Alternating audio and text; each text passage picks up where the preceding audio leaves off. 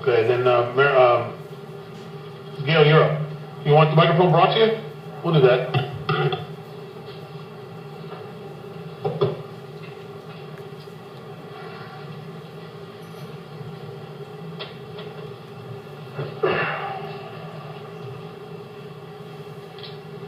Good evening, everybody. I've been here a lot, and I'm one of those people complicating things. Rabbi Barry Silver is my attorney. He's a rabbi and an attorney. He always says he never knows whether to forgive people or to sue them.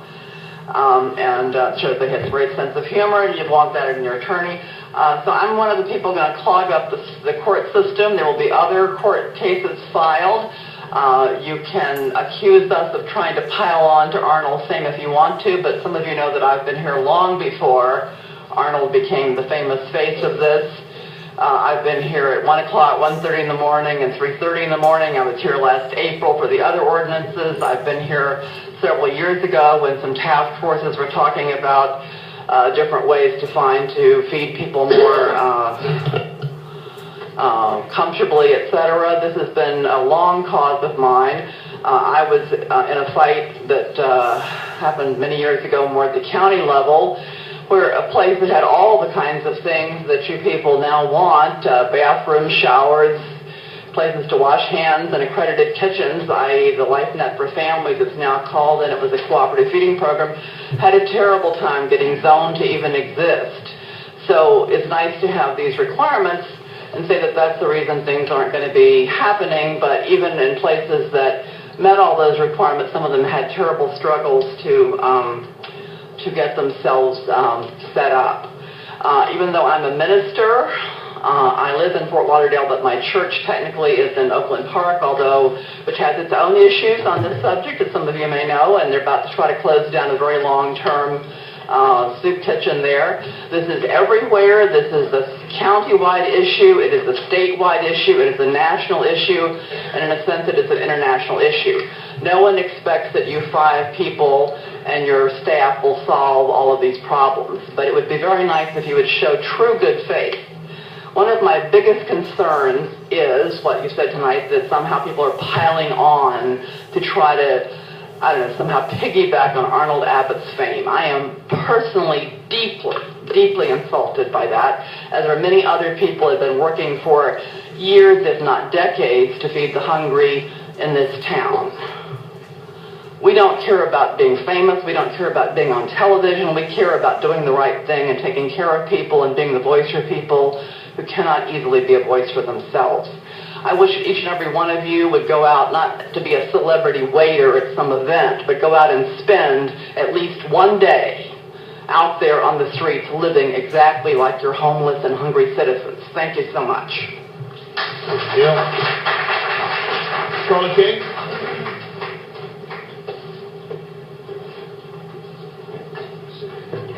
One of these reverends from the suburbs used the term morally dubious. And I think what they're doing is morally dubious. I think when you're like a minister or something and you refuse to feed in your own church, that you want to go to other people's parks where their kids play, where they go to the library, and think that it's somehow right for you to just ignore our laws and just set up and just start doing this. I mean, I think that's morally dubious. The county is perfectly happy with letting us be the repository of every problem in Broward County. Hollywood seems like they're ready to clean up their act. They have had a ridiculous situation down there for like 20 years. They're buying out the homeless boys. It's going to go somewhere. It's going to get closer to us probably.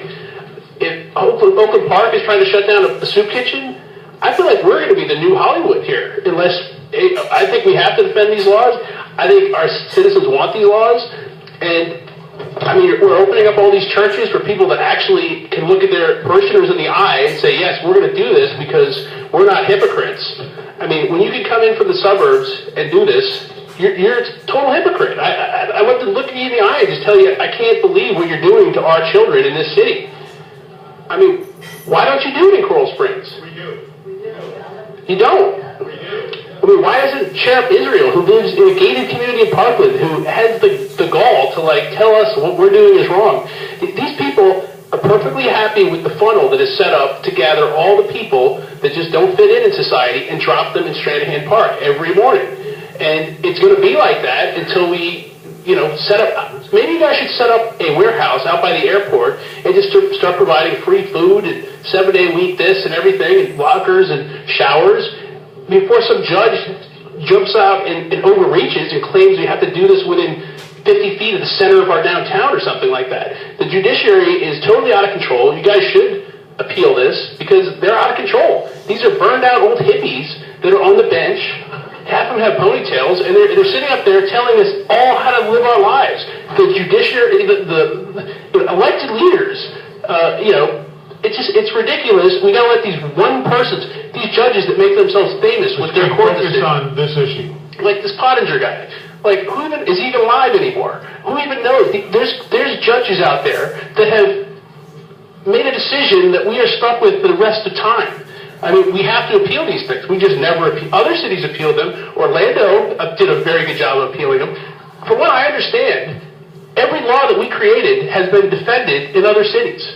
So I don't see the problem of pushing our rights because it seems like we're right. Right on the law. We're right with the public in this city anyways. I mean, everybody wants to feed in somebody else's backyard. Everyone else they have no problem in Australia saying, that's terrible what they're doing over there. I don't think it's stopping them coming here.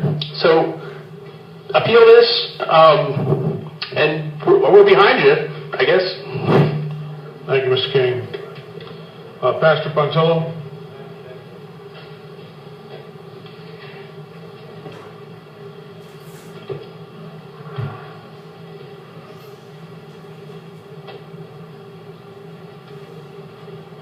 We cannot talk about homeless people as if they're not human beings.